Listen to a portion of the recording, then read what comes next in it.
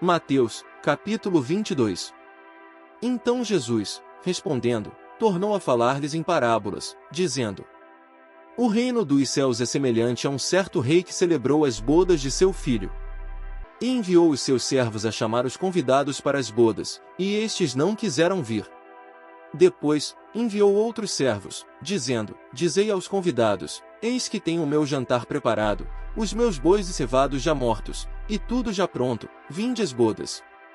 Eles, porém, não fazendo caso, foram, um para o seu campo, outro para o seu negócio. E os outros, apoderando-se dos servos, os ultrajaram e mataram.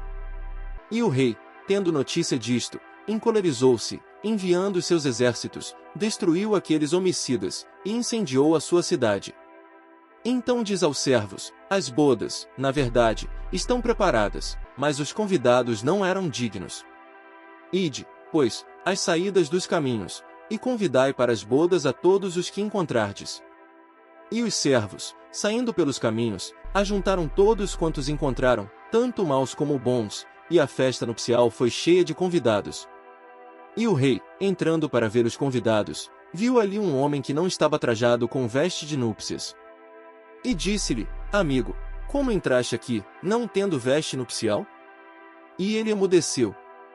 Disse, então, o rei aos servos: Amarrai-o de pés e mãos, levai-o, e lançai-o nas trevas exteriores, ali haverá pranto e ranger de dentes. Porque muitos são chamados, mas poucos escolhidos. Então, retirando-se os fariseus, consultaram entre si como surpreenderiam-na alguma palavra. E enviaram-lhe os seus discípulos, com os herodianos, dizendo: Mestre, bem sabemos que és verdadeiro, e ensinas o caminho de Deus segundo a verdade, e de ninguém se te dá, porque não olhas a aparência dos homens. Dize-nos, pois, que te parece? É lícito pagar o tributo a César, ou não? Jesus, porém, conhecendo a sua malícia, disse: Por que me experimentais, hipócritas? Mostrai-me a moeda do tributo.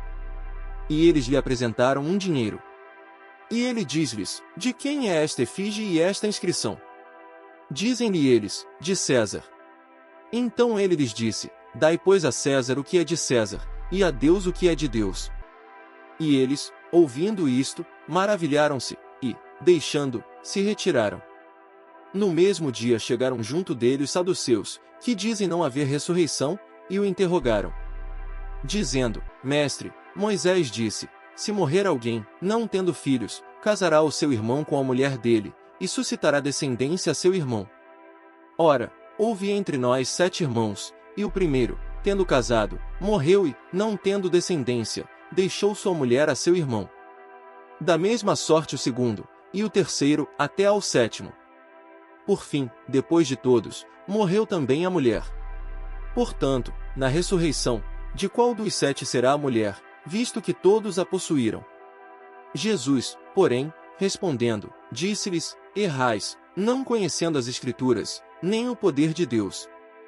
Porque na ressurreição nem casam nem são dados em casamento, mas serão como os anjos de Deus no céu.